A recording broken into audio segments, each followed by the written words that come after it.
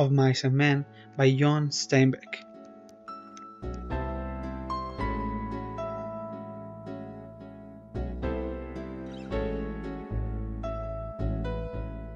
Of Mice and Men takes place near Soledad, California, in the midst of the America's Great Depression during the year 1930.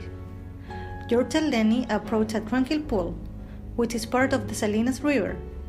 Lenny is a huge man who is mentally handicapped, whereas George is small in stature but has a keen mind. The two men are on their way to a ranch where they have work lined up. Lenny pets a dead mouse in his pocket because he likes petting soft things. When George sees the mouse, he throws it away.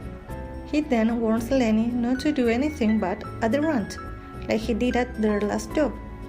George describes their dream of one day buying a small farm. He has repeated his dream to Lenny many times before.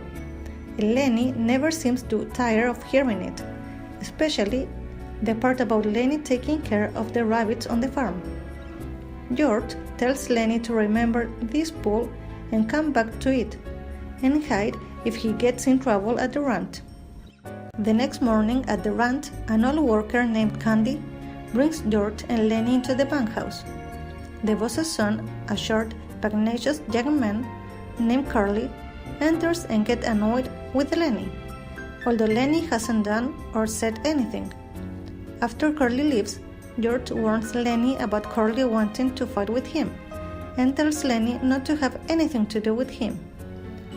Curly's flirtatious wife then visits the bunkhouse, looking for Curly. After she leaves, George declares her a tramp, and tells Lenny not to pay any attention to her. Lenny says he doesn't like this place, but George insists they have to stay until they earn a steak. George meets the unofficial head of the ranch workers, Slim. As the jerk-line Skinner, Slim can easily handle a whole team of mules with just one yank on their reins. He gives Lenny one of his pups. George tells Slim how he and Lenny got together and then confesses that Lenny got in trouble at their previous job when he wanted to fill a dress that a girl was wearing. Curly bursts into the bunkhouse searching for his wife. He then hurries to the barn. Then a worker named Carlson convinces Candy that his old dog needs to be shot because it is useless and stinks. Candy is devastated. George again describes the dream farm to Lenny, and Candy offers to chip in a partial payment if he can live on the farm with George and Lenny. George agrees. Curly returns and picks a fight with Lenny, punching him in the face. When George yells for Lenny to fight back, Lenny grabs Curly's fist and crushes it. To prevent George and Lenny from getting fired, Slim convinces Curly to say his hand got caught in a machine.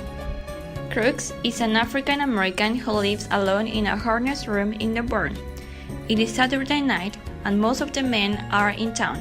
Crooks is angry at white people for treating him as inferior, so he gets back at them by not allowing anyone in his room except for Slim and the boss.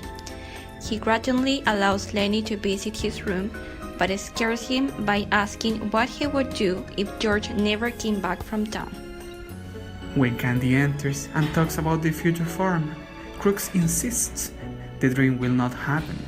Workers always waste their money, Crooks says. Curly's wife enters, looking for Curly. She suspects Lenny busted her husband's hand and then flirts with Lenny. After Curly's wife leaves, George comes in the room and left with Lenny and Candy. Alone in the barn, Lenny looks sadly at his puppy, which he has accidentally killed. Curly's wife enters the barn and talks to Lenny, who is hesitant to talk to her. Curly's wife places Lenny's hand on her hair and asks him to feel how soft it is. When Lenny strokes her hair too hard, she gets upset and jerks her head away. Lenny panics and clutches her hair. As she struggles to get loose, Lenny chases her, breaking her neck. Lenny knows he has done a bad thing, so he decides to leave and hide by the pool. Candy finds Curly's dead wife and brings George, who immediately knows it was Lenny who killed her. George then tells a dejected Candy that their dream of getting a small farm will not happen. George leaves, and Candy brings in Carly, Slim, and the other workers. George then arrives after them. When Curly realizes Lenny killed his wife, he becomes enraged and goes off to organize a lynch mob.